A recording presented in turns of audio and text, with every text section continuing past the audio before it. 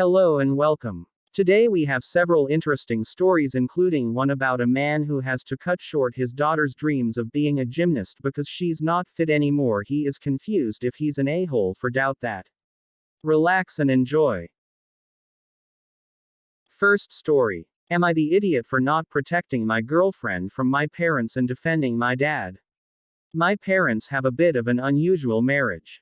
My mom is an engineer, petroleum, and my dad is a stay-at-home dad. He didn't want to be. He wanted to be a writer, but he never made any money off of that and had to stay at home to raise us because my mom was working all the time. He is unhappy staying at home to raise us because he feels less of a man, but he can't contribute any other way. My mom is resentful of my dad never contributing financially, and they now hate each other. They consider divorce a sin, but if they didn't, they would have divorced long ago. My girlfriend is a software engineer and very smart, and I hate to say it, but kind of reminds me of my mom. Very independent and straightforward, but not the nurturing type. She admits she wasn't unsure if she would be a good mom until she got a dog and said he opened up motherly instincts she didn't know she had. My parents live 8h away, so she and I went to visit them for the first time recently for the holidays. I told her about their unfortunate life circumstances, but told her not to mention it to them that she knows because my dad is embarrassed by it. At dinner, my dad asked my girlfriend if she knew how to cook and clean and if she knew how to take care of me. She said she did, but she expected me to do equal in the household, and he told her he didn't want his son marrying a strong woman. Different meaning in Mandarin, because they are not good at taking care of their husbands and only know how to make money. I agree it was insulting, but she took it too far, but shooting back that at least she can make money and contribute financially to the household and not need her partner to be the breadwinner while hating them for it. My dad was stunned into silence, and then dinner got really awkward. I got mad at her when we were alone, and she got mad at me saying I didn't defend her and she wasn't going to meekly let him bash her. She said I failed to protect her against my dad and she was going to tell it like she sees it. I reminded her she wasn't supposed to say she knew my parents' situation, that I told her in private and made her promise to keep quiet, and she snarled back that it was payback for me not defending her. Of course, now she has mad my dad hate her and didn't even try to make him get to know her. Top replies. You are the idiot. I'm sorry your dad is miserable, but his life circumstances are his own fault. He picked a career he wasn't any good at, and instead of figuring out a new plan, he let himself get stuck in a role he resents. Instead of accepting this as his own fault, he is pushing your girlfriend into sexist role and she is having none of it. Good for her. You sounds as cowardly as your father. The second reply. Lots of creatives have to take regular jobs to live. He has no excuse. He could have tried to pick up part-time work to help the household. Instead, he decided to be bitter. I agree 100%, it's on him. Edit. Being a stay-at-home parent is a legitimate job, and I don't want to take that away from any incredible parents out there. It's even more work than a usual job. SAP are working 24 hours a day. My issue with this man is that he's complaining he didn't have an opportunity to contribute when there was ample opportunity when the kids reached Schule/adulthood. The third reply. You are the idiot. It's unfortunate that your girlfriend blabbed about your family issues when she promised she wouldn't. But respectfully, that's your dad's problem. Him being a misogynist and feeling emasculated by being a stay-at-home parent is something he should have worked out in therapy. If the first time I met my partner's parents, they asked me, "Do you know how to take care of my son and clean up after him?" and my partner didn't immediately say, "We have an equitable relationship," I would never and do not expect her to take care of me. I'd be reconsidering the relationship. Or I'd just leave immediately and it would be over. Second story. My brother unknowingly saved my life 10 years ago. Today I finally told him. Me and my little brother had always very strong bond. We never actually argued or been mean to each other. We always covered each other's back and overall been very affectionate towards each other. We come from complicated background, which chaotic family relationships and performance-oriented parents. I moved out as soon as possible, now happily married to awesome man, far away from my previous home. My little brother is struggling under pressure my parents are putting on him, forcing him to be a man, having good grades and excel in sports. He is now legally adult, but still living with them. He is facing great opportunities, being chosen for next national football team, but is exhausted both mentally and physically and overall under a lot of pressure, especially from side of our father. For last year he is constantly stressed and has severe insomnia. We are in contact almost every day and I am trying to help him, offered him to move with us multiple times, but he is too afraid of our father to do it. Today I could not sleep, because my husband is snoring heavily during this time of a year, so I was just browsing internet, when my brother messaged me, asking for help. He said that I am only person he can talk about it and that he is thinking of some bad things and does not know what to do. He was in very bad state of mind, basically falling apart. I immediately told him to come see us and stay for a while and said that we can resolve it together. I was so afraid but also very happy he reached to me and asked for help. He is gentle giant type of guy, being forced to ignore his own needs to perform good enough in eyes of our parents, with no tolerance for mental health matters. He had several injuries related to sport, some quite severe, problems in school. There is a possibility he would need to repeat whole year and will not be able to make it to final exams. We have been talking for whole night. He said I am his most beloved person and thanked me for being with him. I told him that it is nothing to thank for, because he is my little cupcake and I love him no matter what. And then I told him what happened 10 years ago. I was 16 and he was 9. I was not well, battling with undiagnosed mental illness, bullying and eating disorder. I felt alone, with no support and basically in same situation as him. But not as strong as him to ask for help. One evening after argument with my father I decided to end things. I went to my room, sat next to my bed and prepared myself for next step. Then I heard my brother knocking on door. He asked if I want to play our Pokemon game. We basically pretended to be Pokemon trainers, catching imaginary Pokemons and having fun. I sat there in silence for a while, with a razor in my hand. Then he asked again. I put razor back to the pack and unlocked the door. I was crying and he was confused because I was smiling the same time. He told me that he will let me choose my Pokemon first to cheer me up. I hugged him and cried like an idiot. Then we played together. Today I told him that he saved my life, even though he did not know about it back then.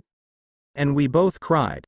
After this, we agreed on getting him immediate medical and psychological help, not telling anyone except my husband, who is incredibly kind and supportive.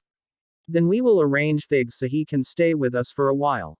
Sorry for being sentimental, I just needed to tell anyone that there is no weakness in asking for help. It is very brave. I think that sometimes, one just needs to play Pokemon games. It can change so many things. The top replies. My older brother left his 7-year abusive relationship and came back in my sister's and I's lives having to come back home with our parents. My sister was also going through a horrible relationship as the three of us were all raised with very minimal emotional and mental support from parents who believed, you have house, food and water, what else do you need? One day my brother came home early from work and found my sister sitting alone at the table with a bottle of pills ready to kill herself and basically thinking about it alone at the dining table. My brother found her before she did it and she just sobbed in his arms and that became the catalyst to leaving her shitty ex. My brother, sister and I have matching triquetra tattoos as a result of that happening because if it weren't for my brother, we wouldn't have each other and it was the best way to ensure that no matter what happens with our lives, we'll still be thinking about each other and ready to help when needed, especially for my sister who I love dearly and would have absolutely lost my mind if I lost her to some loser ex. Second reply. That is just so sweet, and now I'm extremely sentimental. Especially since it was around this time 2 years ago that I was gonna end it, but my ex-boyfriend came into my life and stopped me without having any acknowledgement that he saved my life. And now that I don't have him all the time, I look at all four of my siblings. My two older ones would be devastated and would probably blame themselves, and my two younger ones wouldn't have anybody to protect them from the emotional and psychological torment our parents put us through every single day. I need to be strong for them. Even though Christmas feels like the worst time of year for me, I can't leave my brothers and sister without their sister. The original poster replies, I wish you all the love and strength. Everything will be okay. You are strong. I know we are just strangers on the internet, but I hope we can help each other to feel at least a little bit better. The third reply, my brother did the same for me. We were 15 and 8. I was in the bathroom about to do the unthinkable and he knocked on the door. He asked, can you make us some meatball soup when you're done? And it hit me in that second, if I am not around, nobody will take care of him. The most important person in my life would have nobody on his side. Our parents were and are useless, and he can't fend for himself. I got his name tattooed on my arm last Friday so that whenever I'm feeling like I need to end things, I have the reminder of why I live. Despite him being 17 now and as close to adulthood, we still need each other. The third story. Am I the idiot for not wanting to continue supporting my daughter's 12F gymnastics training? When my daughter was young, we introduced her to gymnastics. She was totally hooked and kept asking for more and more lessons.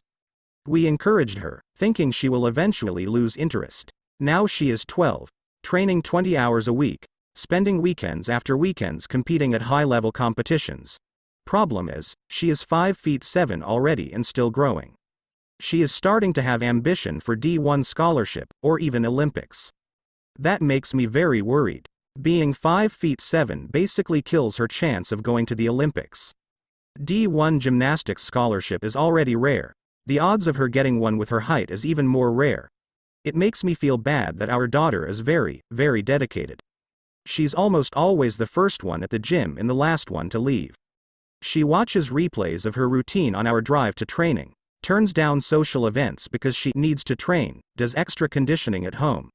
Yet I cannot justify blowing thousands of dollars a year and hundreds of hours in time every year to gamble on something with so little chance of success.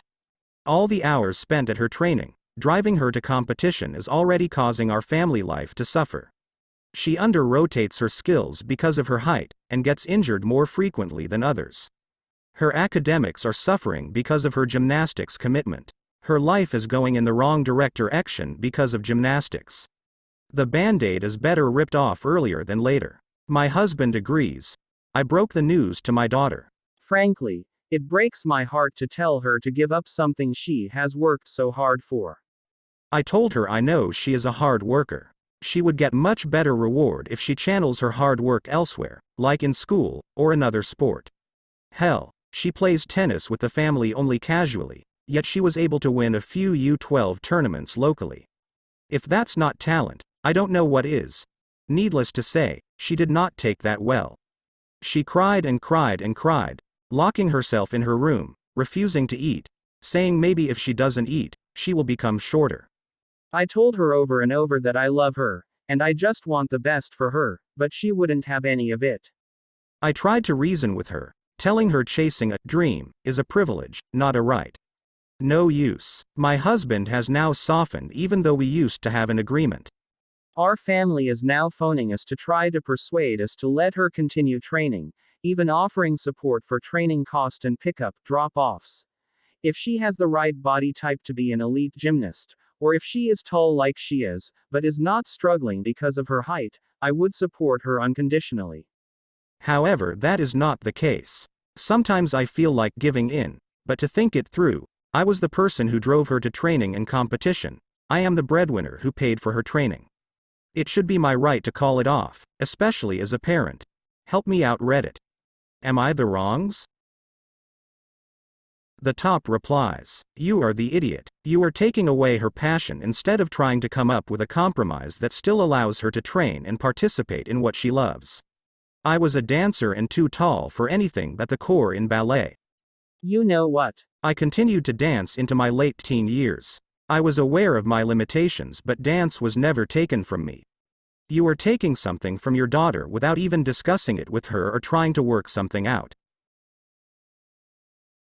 The second reply, I am going nah, ex-athlete here that peaked at a whopping 5 feet 2 inches in a tall people sport. I completely see both sides. Constant overtraining is just going to lead to a lifetime of injuries.